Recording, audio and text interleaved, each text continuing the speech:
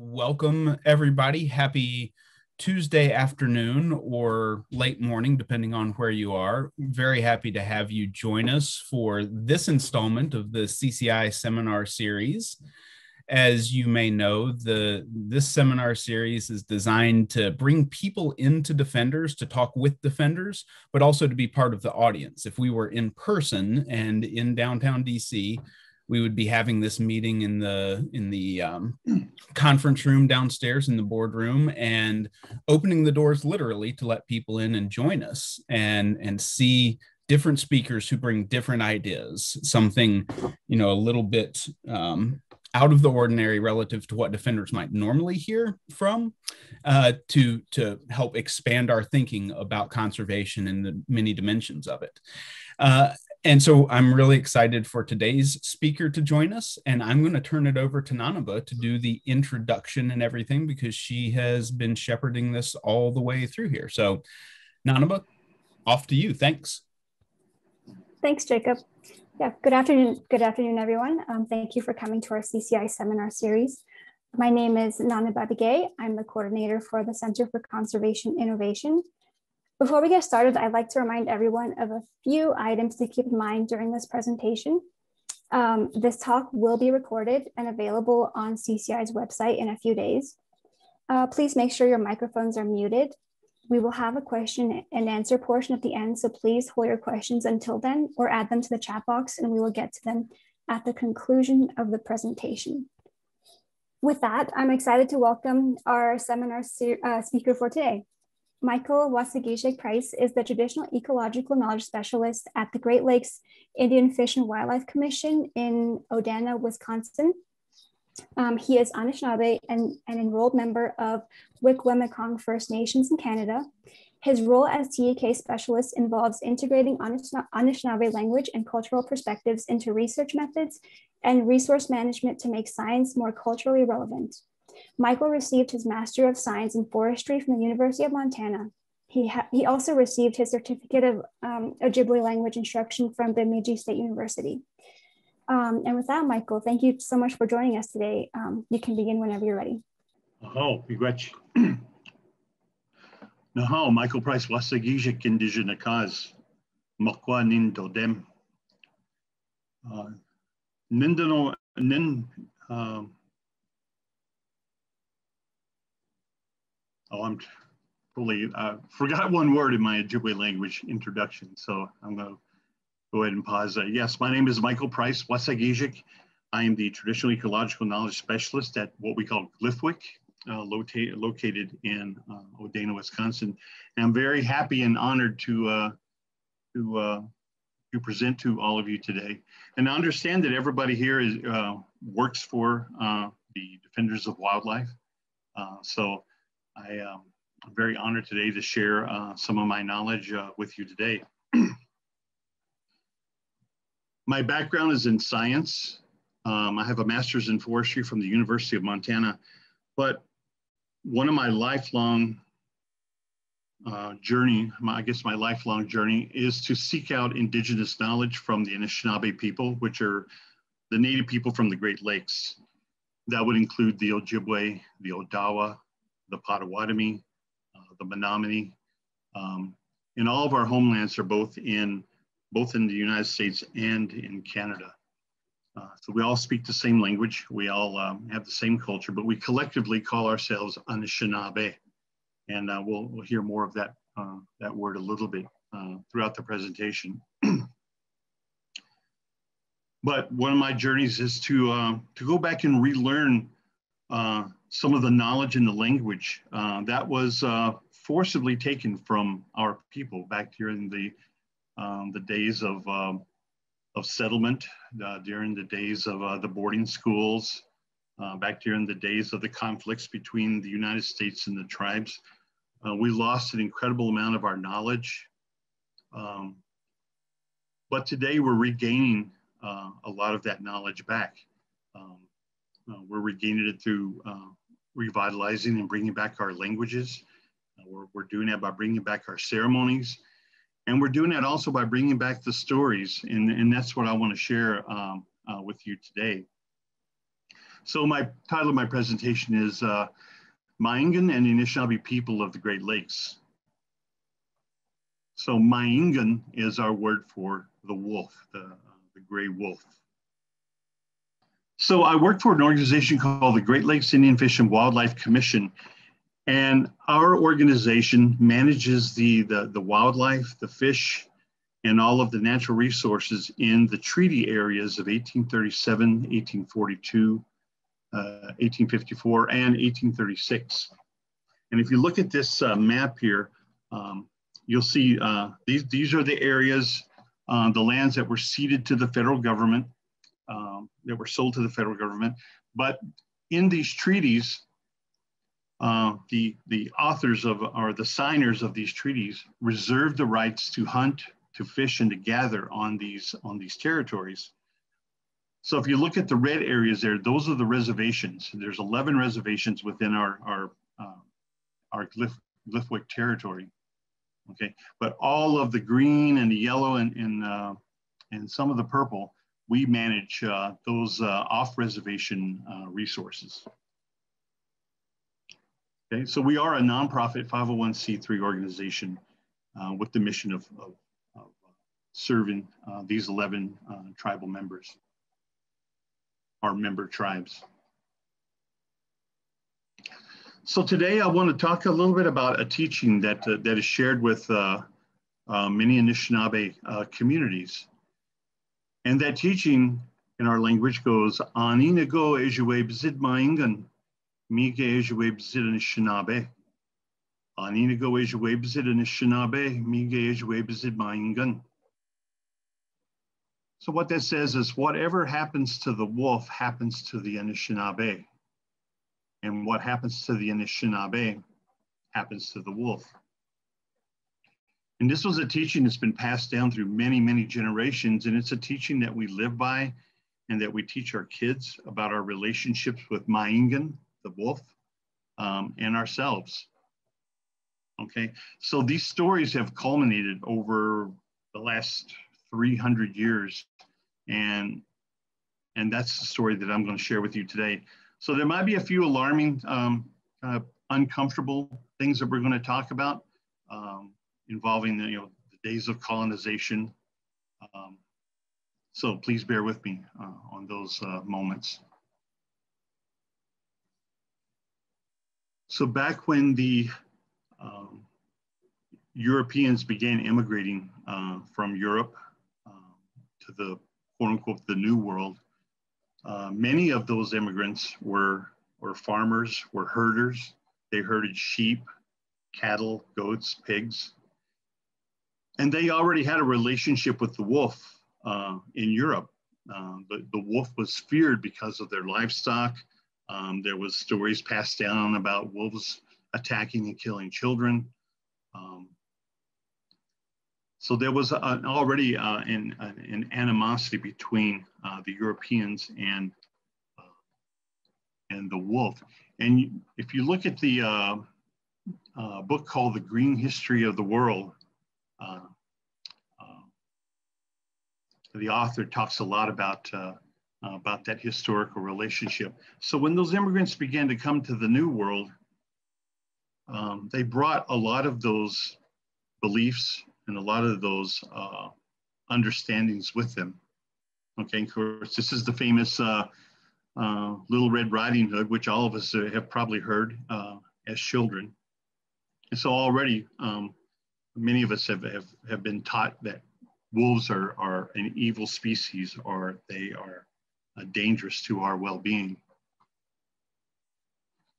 So I want to look at some of the older paintings that were done back in the 19th century that kind of depict this relationship. And I wanted to show you how this narrative of what happens to the wolf happens to the Anishinaabe people.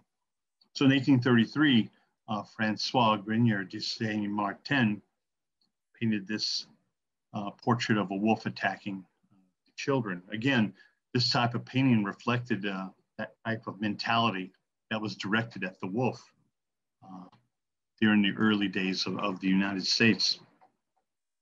And at the same time that this was going on, There were also paintings like this, which depicted the Native Americans, the indigenous peoples of this continent, as being fearful and as being evil. And the reason why I presented these two paintings is because what happens to the wolf has happened to the Anishinaabe, and what's happened to the Anishinaabe has happened to the wolf. So very early in the formation of this country, you know, the native peoples as well as the wolves were demonized, they were misunderstood, and they wanted them to be eliminated. And we see paintings like this, which has a very kind of an evil overtone, but at the same time also a very romantic overtone too. But there are many paintings that were painting back in the 18th and 19th centuries that depicted the native peoples as being, I guess you'd say, barbaric, maybe. So, built on top of those attitudes about the native people and wolves, began the extirpation of wolves and the genocide of indigenous peoples on this continent.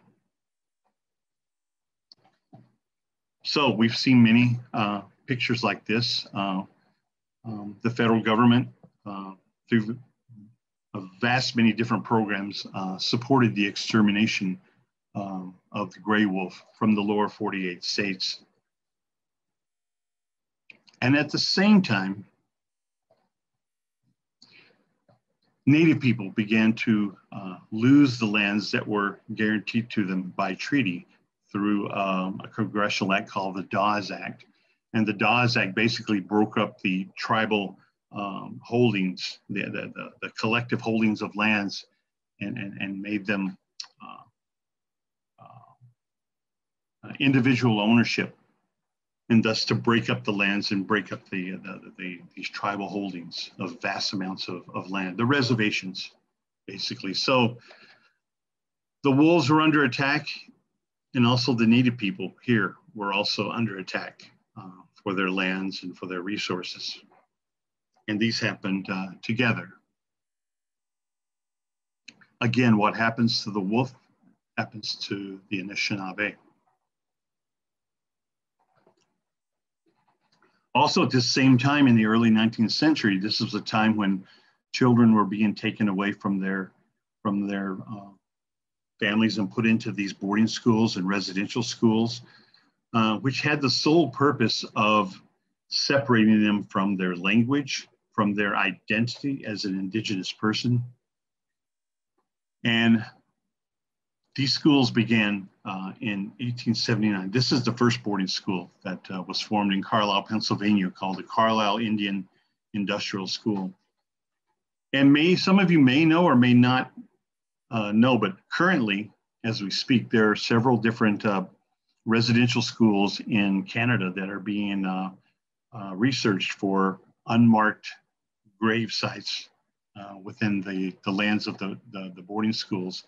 So then there again, it's a haunting reminder to Native people about the days when these were the days of genocide for Native peoples, and it was also the days of extermination policies for the timber wolf. At these boarding schools, this picture kind of depicts what the mission was, and that was to take the Indian person on the left and convert them to a citizen of modern society. This was the goal of these schools.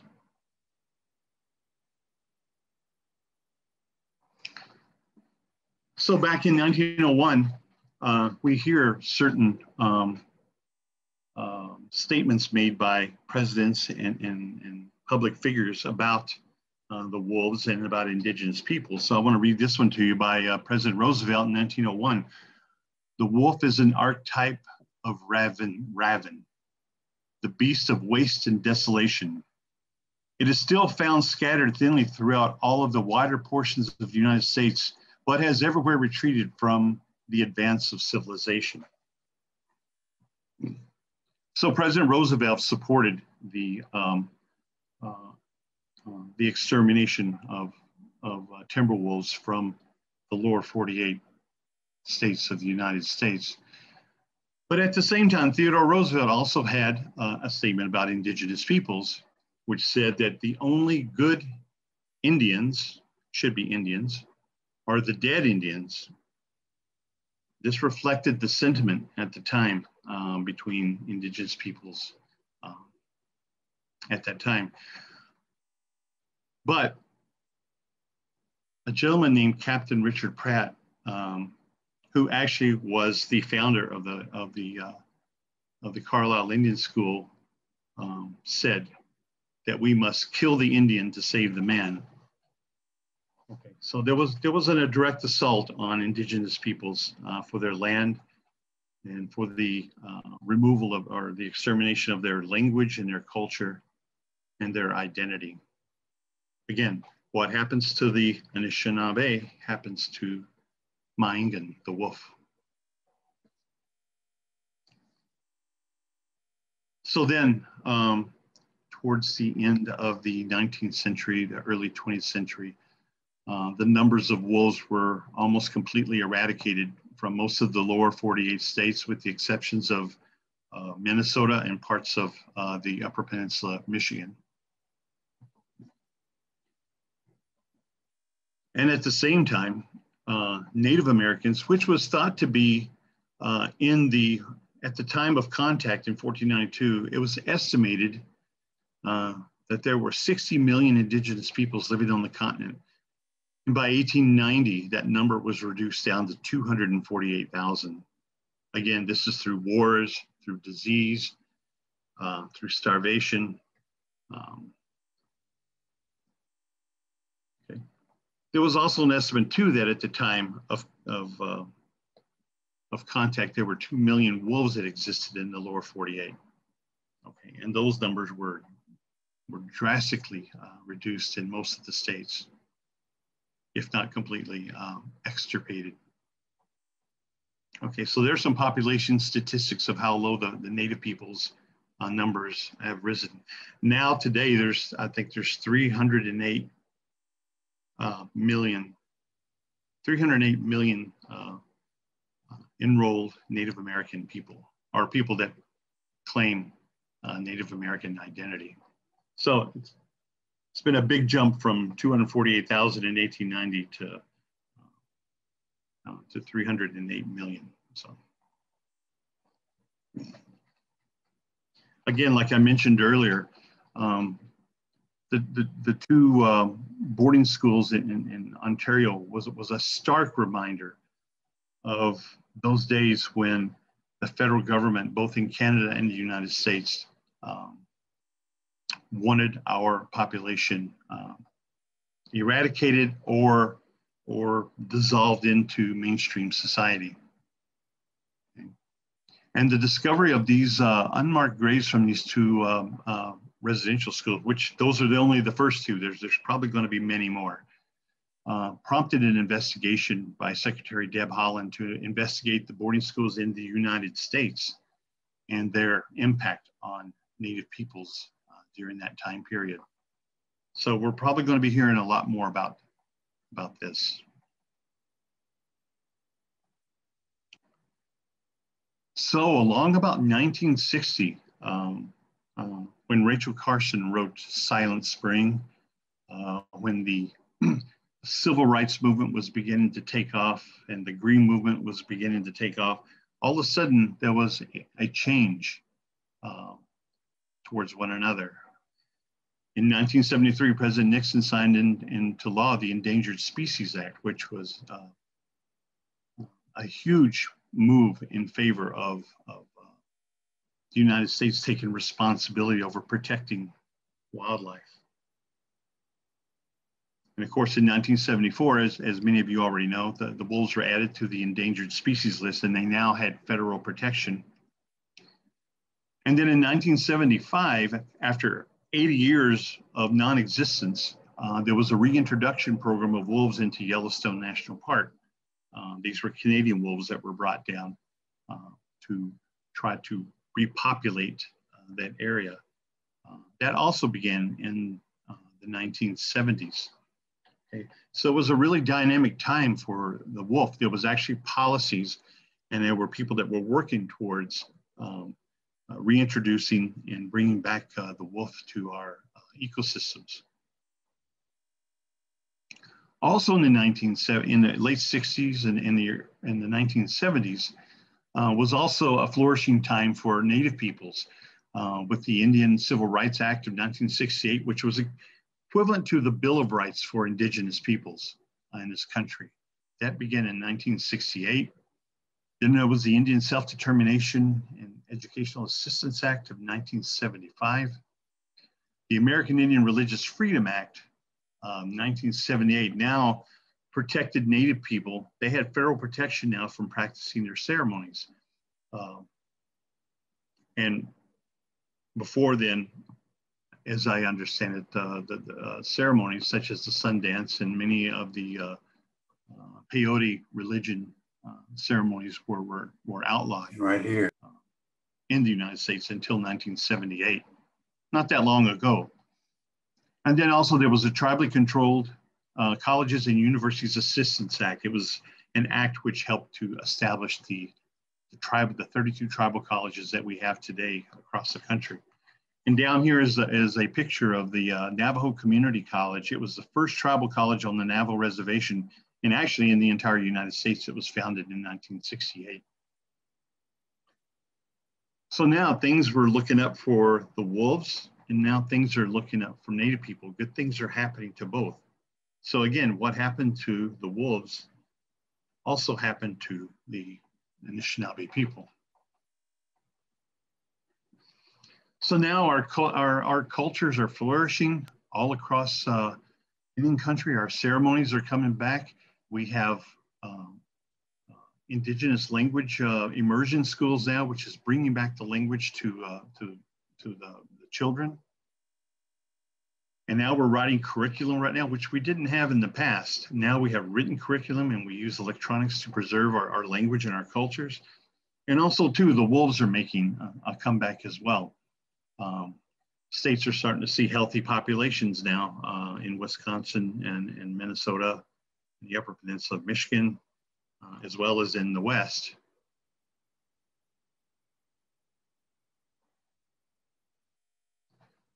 So now I want to talk specifically about Anishinaabe people and our cultural relationship with Maingan. And these conversations have really became more, I can't think of the right word, more, they're being talked about now more than ever because of what happened in Wisconsin in February with the wolf hunt. A lot of people have begun to rethink and recontemplate their relationships with the wolves in our culture and in our cultural teachings. So it's also become a time of contemplation and reflection upon ourselves and our relationship with Maingan, the wolf.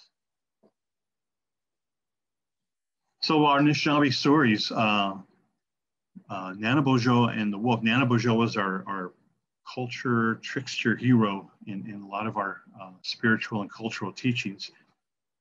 This relationship between Nanabojo and the wolf go all the way back to our creation stories. It goes back to a time where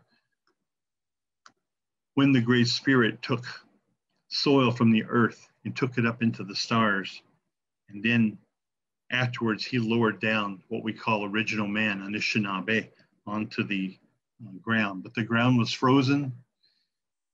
And so after a while of Anishinaabe being there alone, Gitchimanidu, the Great Spirit, brought down Maingan.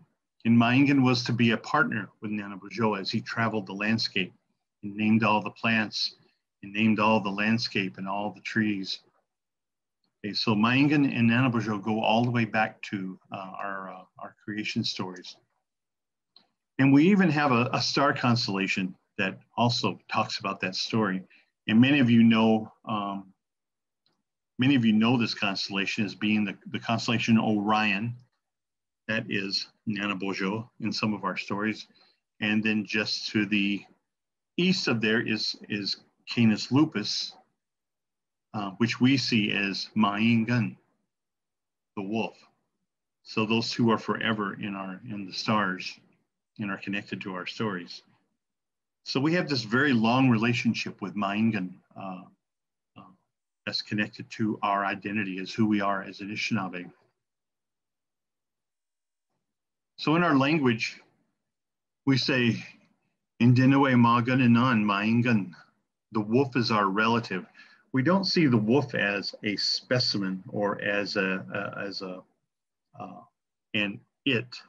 We see it as a person. We speak about the wolf in first person, and we regard the wolf as a relative that has just as much right to live and walk on the earth as we do. And we have this long-standing relationship with Ma'ingan. So we see Ma'ingan as a relative. Also in our language, Ningekiro Magunan Ma'ingan. The wolf is our teacher. Many of our traditional stories and our values comes from the behavior of the wolf. We learn about family values from watching wolf packs. We learn about community values.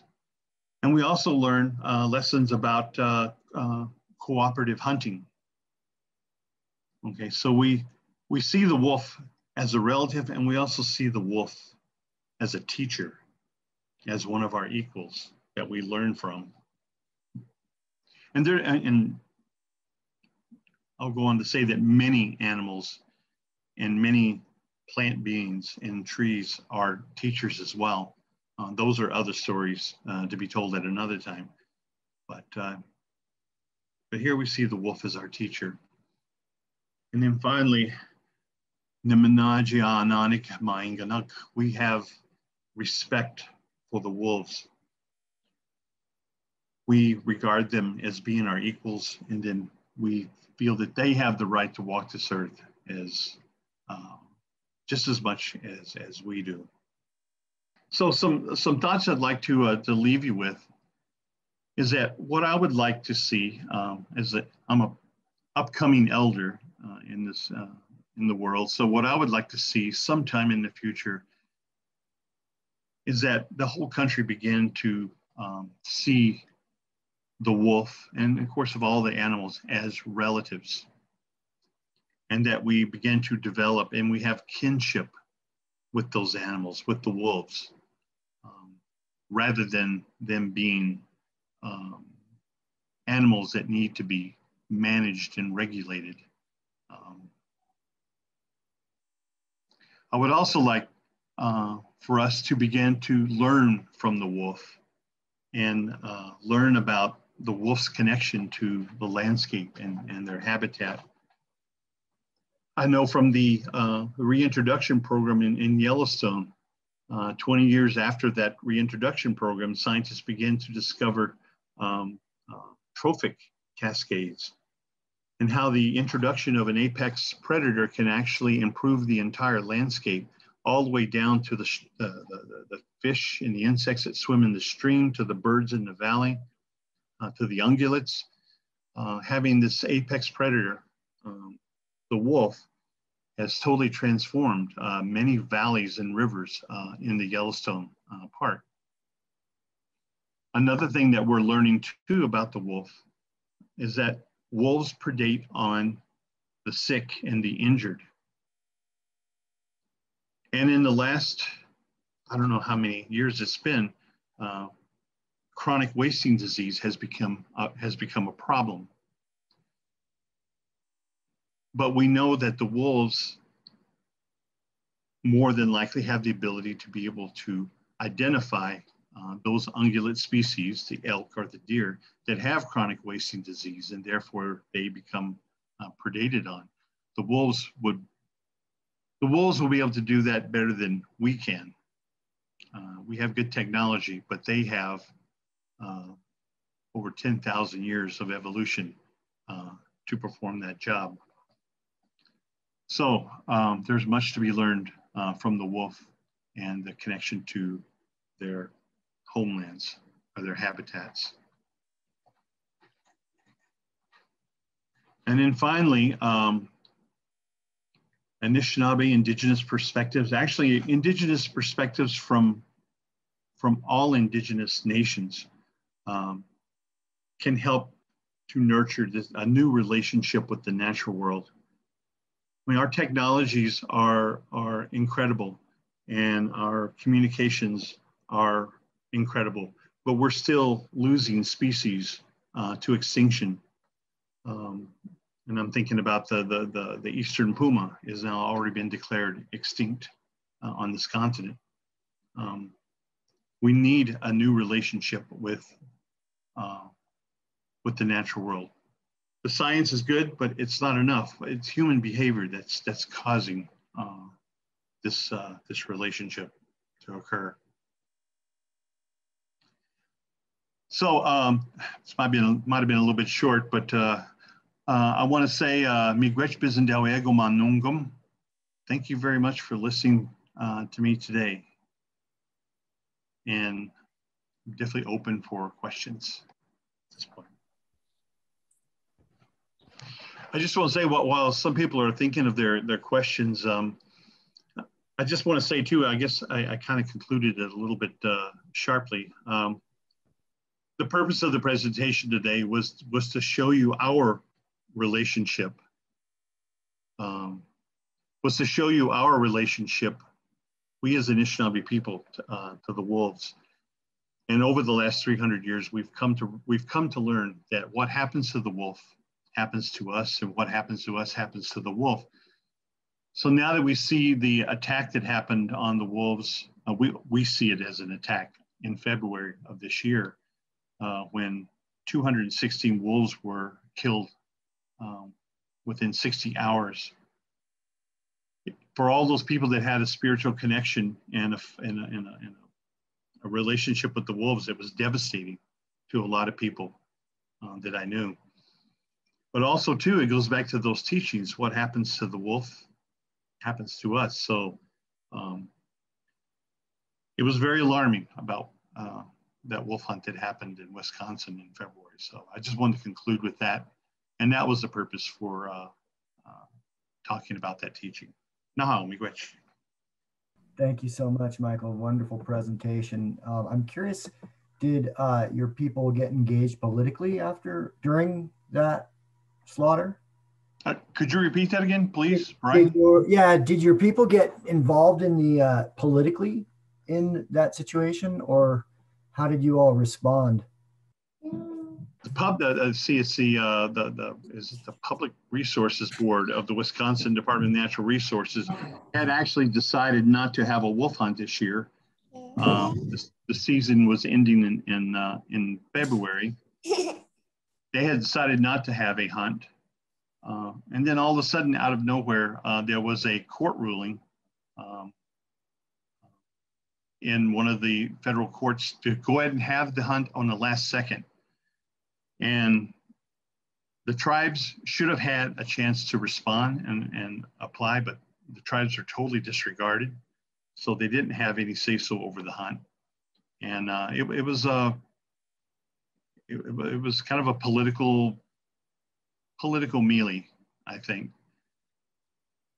But one thing I wanted to share with you too about that time is that the DNR did contact, after the wolf hunt was over, the DNR did contact Glithwick, the organization that I work for, and they said, hey, we have 22 wolf carcasses that are frozen.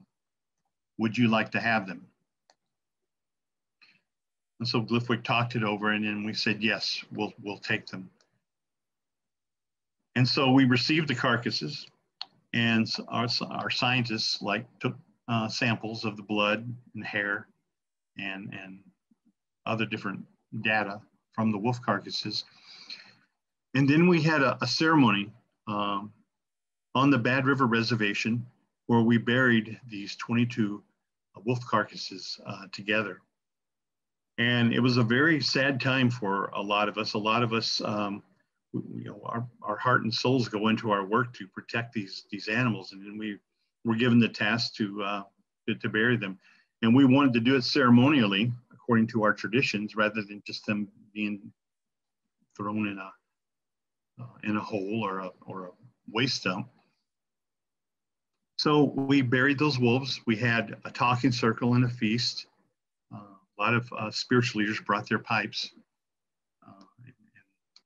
And we sent them off in a good way, but I think it was us as humans needed the healing more so. We needed to come to terms with, we had just went through a year and a half of COVID. We were all exhausted from working at home, and then all of a sudden we had this wolf hunt that came into our existence. So that was a pretty trying time. And I think we've done things hopefully appropriately, culturally. But I just wanted to share that quick story with you.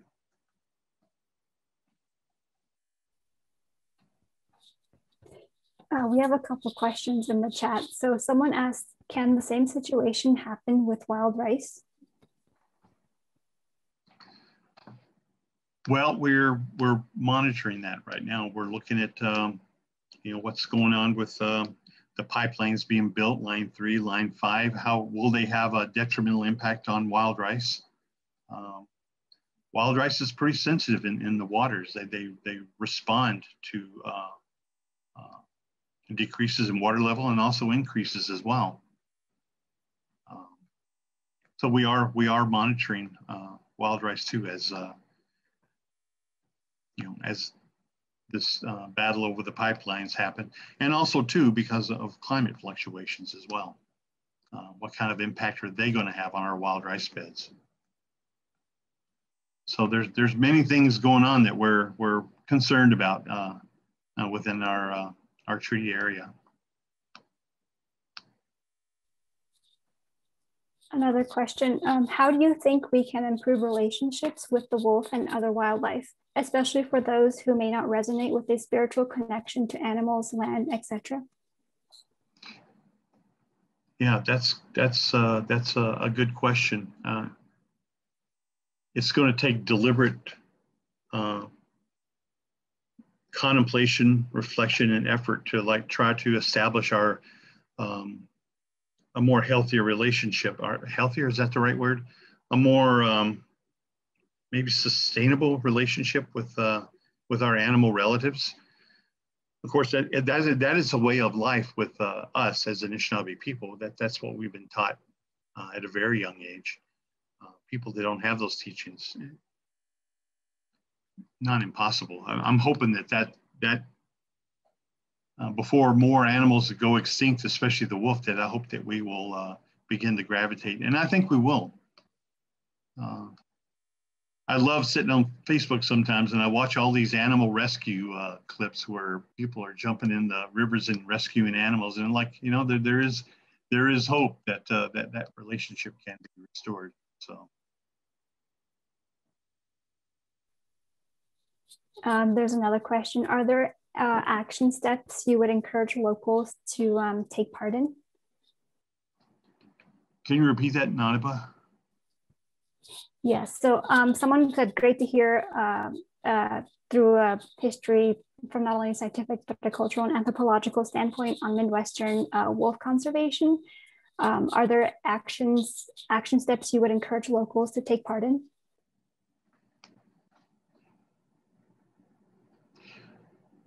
Yes, I would like to see more Native people writing books and telling their stories about these kinds of relationships, and to be able to talk about it from an Indigenous perspective.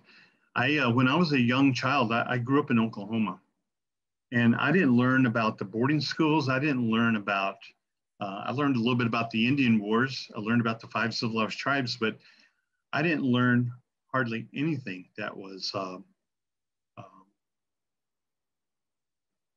of like some of the stories that I shared with you today about the termination of tribal citizenry and also the extirpation of wolves. I didn't learn anything like that.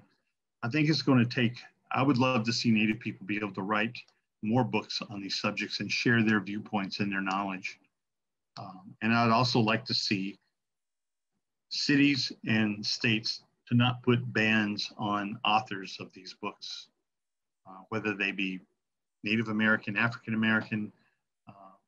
Everybody needs to have their voice heard in this country.